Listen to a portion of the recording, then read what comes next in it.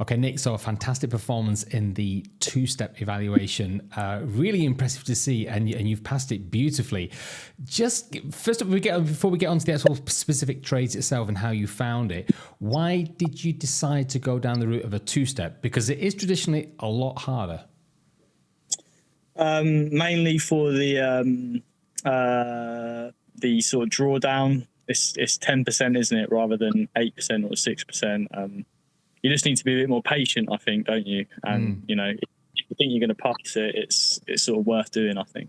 Yeah, it's definitely a different way of working than the instant funding and the one step. What did you personally find the hardest bit? Because we'll get onto the specifics of the challenge and also the verification in a second. But what did you personally find that was the toughest aspect? I don't know. It's just the patience, really. That's all it is. You know, it's just being disciplined and not expecting it in one day, or and just sort of looking after the account. Yeah, it's very hard, and you've done it really, really well as well. I noticed that on the original challenge account, the first component of the two-step, in fact, I'll just bring up your statistics as well.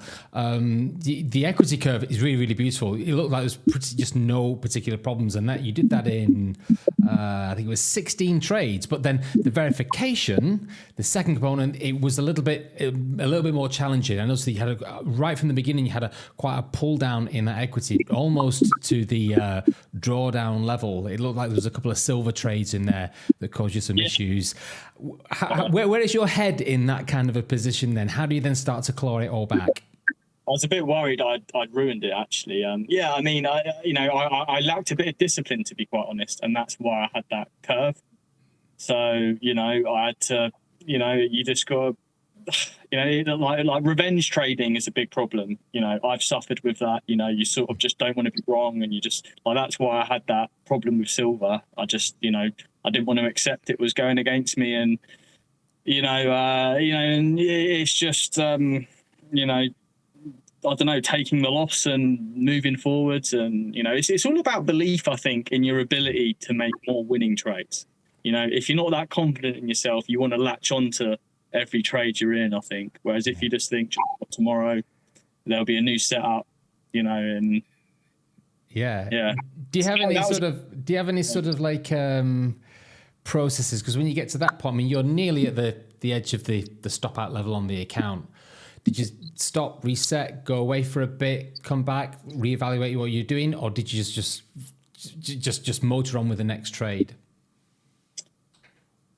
A bit of both, maybe. I mean, like I sort of accepted, I'm going to have to trade with like really little drawdown now. I've got I've got to sort of make peanuts really and just get it positive. And I can't remember what trades I did, but yeah, I mean, it's it really is just being disciplined. If you can do that, then but it's a bit of a slow burner, isn't it? Like you can't, and it's easy to get a bit obsessed and just be on the charts all day and all that, and it's just managing that. I mean, that's for me the tough thing. I find trading or over trading, quite easy. If I could sit here and just put loads of, I don't struggle to find a trade.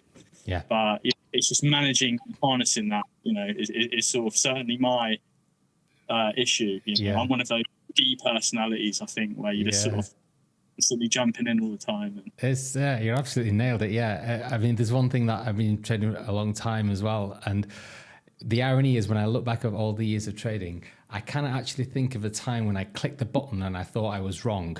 So overtrading is so easy to do. Every time you go to that, every time you click that mouse, you think, yeah, this is it. It's the winning one. But of course, it's not always the case. Yeah, exactly. Definitely. And just keeping things simple. It's easy to overcomplicate things, isn't it? Yeah. Make life simple, and, it's... Yeah, I mean, I've read a few books on like trading psychology and stuff, and there's a good book called "In the Zone" or something, "Trading in the Zone" by Mark Douglas.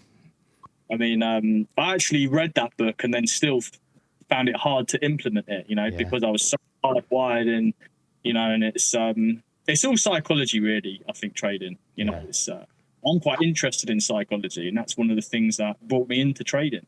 You know, someone said to me once, you know, if you think you're disciplined, you know, do some trading and it will expose you. You know, if you have any weak, weird ways of seeing things, or, you know, it will pick them out. And, you know, just with everything, going to the gym, fitness, you know, it's all discipline, isn't it? Yeah.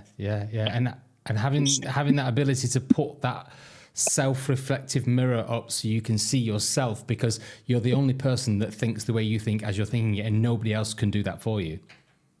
Exactly. And, you know, it's quite a lonely thing, trading. You know, there's no one sitting next to you to make sure you're doing, you know, you're sort of totally self-accountable, you know. And I think that's another thing that lets people, you know, do bad trading, you know, where, you know, if it was, sometimes I try and pretend it's it is someone else's, you know, money, I guess. But, you know, you've got to try and pretend you're trading for someone else. And then if you do something stupid, like, you're going to be accountable for it. Whereas, you know, with ourselves, we sort of let ourselves off if we do something stupid. Just give me a quick background on your own trading journey. How long have you been doing it for? Well, I did a course actually quite a long time ago now, probably about 7 or 8 years ago. And I burnt a few accounts, you know, and I don't think I was psychologically ready back then, you know, and I lost quite a bit of money and stuff. And I don't know. I just sort of, you know, came back to it a couple of years later and, you know, lost a bit more money again. It took me a long time, I think, to get into the right frame of mind. You know, I had to get punished quite hard, I think, to sort of learn, you know. I just don't really make those mistakes anymore because I know how painful it is, you know. Yeah, well, they say that the market is the best teacher, and you pay for your education one way or the other. You either pay the market or you pay someone else, but everybody pays in the end. Your choice of asset classes absolutely fascinated me. There's a bit of crypto there. Just to sort of read the list out, on the challenge account, it was only focused, you did 16 trades and it was only focused on Bitcoin, the Dow, and then also silver. And then in the verification account, you focused on the Dow, silver, also the NASDAQ, and then a choice of, and then you also, I think platinum was in there as well, and also the cryptocurrencies IOTA and also XRP, which has obviously just gone on a barnstorming rally in the last week or so. That's a really interesting combination of assets. Just what is it? Is it your strategy that's pushing you into those kinds of assets, or have you got some sort of affinity with those particular markets? Yeah, I think it's like, so with the cryptos, I don't like to sort of day trade those at all. I think they're way too volatile. And I think, you know, like if you just get some of the charts up with some of those crypto coins, I mean, they're pretty nice. And, you know, like, yeah, you know, they're all sort of swing trades. And I think, you know, they just did really well, I think, on that challenge account where I passed quite quick. I mean, Bitcoin, God. And then with like the NAS and stuff, I tend to day trade that, you know. I mean, it's going to open up in about 20 minutes, isn't it? So I'll probably start to do it when it opens up. And yeah, so I tend to sort of day trade more of the traditional markets if I can, you know, those golden hours, 8 o'clock and 2:30. Yeah, around the opens and stuff. Yeah, what is it specifically about silver? Because, you know, 9 times out of 10 when we're interviewing people, it's always gold. But you've not gone down that path at all. It's all silver. What is the affinity with silver? Silver's probably even more volatile, I think, than gold, especially for how, like, it's very cheap to trade, so it doesn't use it. But I don't know. I have been quite punished on silver, to be fair. I mean, you know. So, I mean, I've just started trading it again now, actually. I think it might go up again, but certainly won't be putting too much risk on that. And what's your flavor of analysis? Are you a very sort of like rules orientated trader? Is there some discretionary stuff going in there? Have you got an idea on the fundamentals and the economics? Just without giving us any secrets, what are the kind of the flavor of your is the flavor of your strategy? I just try and trade momentum.